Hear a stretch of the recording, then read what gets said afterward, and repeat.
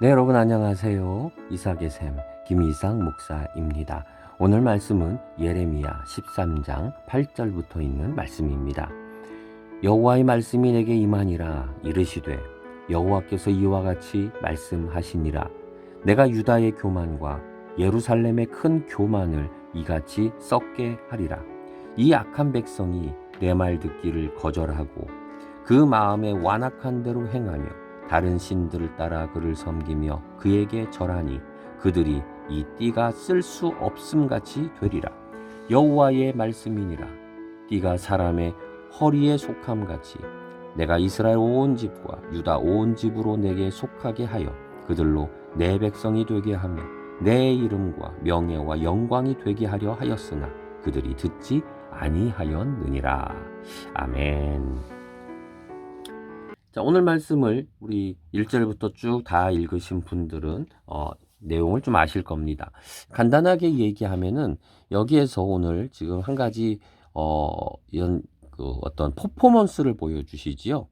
허리띠를 띠고 이런 허리띠를 사가지고 이거를 띠고서는 유프라테 강으로 갑니다. 유프라테 강으로 가서 유프라테 강에다가 이 띠를 숨겨둡니다. 숨겨두고 그리고 나서 갔다가 다시 몇 날 지나 돌아와서 땅을 파고 이 띠를 찾아보니 이 띠가 다 사가 있는 거예요. 썩은 거죠. 썩어 있는 모습이에요.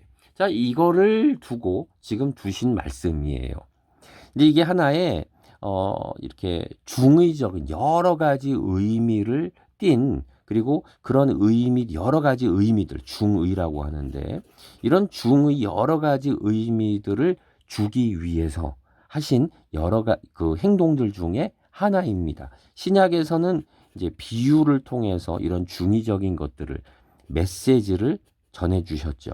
전해 주셨지만 구약에서는 예언자들을 통해서 이런 행동들을 통하여 이런 중의적인 메시지를 그래서 말로만 하지 않으시고 어떨 때는 행동으로 이런 식으로 어떨 땐 연극과 같은 모습으로 이런 여러 가지 메시지들을 전해 주셨습니다. 그런데 오늘은 이 허리띠를 가지고 말씀을 하세요. 허리띠를 샀어요. 새 거예요. 물도 묻지 않은 거예요. 그런데 이거를 묻어놨더니 썩어버렸어요. 자, 이것은 무슨 뜻일까요? 자, 허리띠 그러면은 과거에도 그랬지만 지금도 거의 비슷한 의미들을 갖습니다. 이 허리띠 그러면은 아마 제일 많이 보이는 것들이 이런 거 있지요. 우리 그 챔피언 벨트, 권투나 이런 거에서 그 챔피언이 되면은 그 벨트를 받지요. 벨트를 딱 받습니다. 그리고 그걸 자랑스럽게 딱 걸치지요. 그 옛날에 우리 그 과거를 보고 나면은 장원급제를 하면 뭐를 받았습니까? 사모관대라는 거를 받았지요. 예. 그 장원급제를 했다는 그런 그 표시로서 옷과 모자와 허리띠를 받은 거예요. 그래서 이것들을 가지고 아, 장원급제구나. 이 사람의 신분이 높구나 하는 것들을 보여 주었던 거예요. 중요한 거죠. 바로 벨트예요. 다 허리띠죠. 허리띠인데 자, 이와 동일한 것이 이 바로 허리띠. 하나님이 이스라엘 백성들에게 허리띠와 같은 역할을 주셨어요. 자, 그래서 성경에서는 이 허리띠를 이렇게 묘사를 했어요. 하나님 왜 허리띠라고 그랬느냐? 11절을 보면은 그들로 내 백성이 되게 하고 내 이름과 명예와 영광이 되게 하려고 한 것이다. 이게 바로 허리띠, 띠의 이야기였어요. 상징하는 거였어요. 하나님은 이스라엘 백성들을 하나님의 허리띠로 여긴 거예요. 내 백성이다. 내 이름이다. 너희는 내 명예다. 내 영광이다. 챔피언 벨트처럼 빛이 나고 자랑스러운 그러한 모습으로 하나님은 삼으셨던 거지요. 그런데 이 허리띠가 어떻게 됐습니까? 이 허리띠가 유프라테 강에 가가지고 그곳에 있다 보니 썩어버렸어요. 사실은 이거는 상식이죠. 허리띠가 아무리 새 거지만 물 하나 묻지 않은 거였어요. 그렇지만 이 강가에 묻어두면 어떻게 됐습니까? 결국 습을 먹겠지요. 그리고 썩게 될 거예요. 이건 어떻게 보면 상식적인 모습일지도 모르겠어요. 근데 하나님은 이 모습을 원하지 않으셨어요. 이스라엘 백성들이 이 유브라데라고 하는 바빌론이라고 하는 이 사람들 문화 속에서 같이 어우러져 썩어버리기를 원치 않으신 거예요. 하나님은 허리띠가 유지되기를 바랬어요. 여러분, 허리띠가 썩어버리면 어떻게 쓸 수 있겠습니까? 못 쓰지요. 허리띠는 허리띠여야 되는 거예요. 썩으면 안 돼요.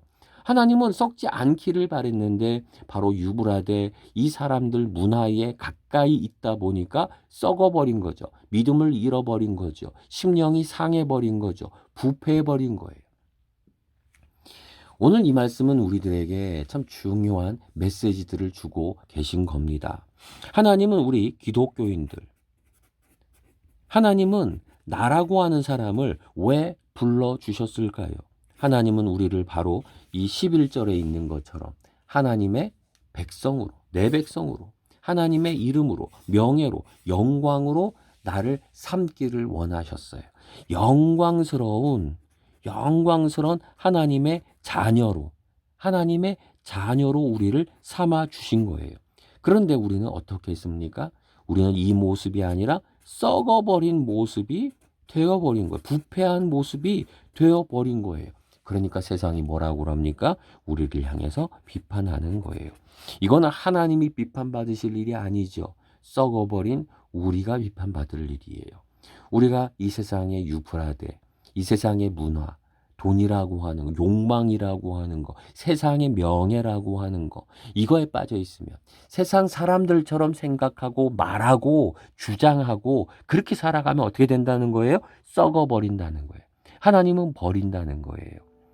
하나님은 우리를 영광스러운 자녀로, 명예로운 사람으로, 영광스러운 힘이 있는 사람으로 하나님의 자녀로서 우리를 불러주셨습니다. 이 귀하고 놀라운 이 축복을 썩어버리지 않도록, 부패하지 않도록, 세상에 닮아가지 않도록 우리의 심령을 지키기를 간절히 소망합니다. 오늘 세상 속에서 부패하지 마십시오. 끝까지 우리의 신앙과 중심을 지키시기를 소망합니다. 하나님 아버지, 감사를 드립니다. 우리를 하나님 나라의 백성으로 영광스러운 자녀로 불러주심에 감사를 드립니다. 하나님, 이 세상의 유프라테 강에 사람들의 문화에 말에 속지 않게 하시고 물들지 않게 하시고 하나님 끝까지 중심 지키며 하나님의 명예로운 영광스러운 자녀로 살아가게 하여 주시옵소서. 예수님의 이름으로 기도드립니다. 아멘.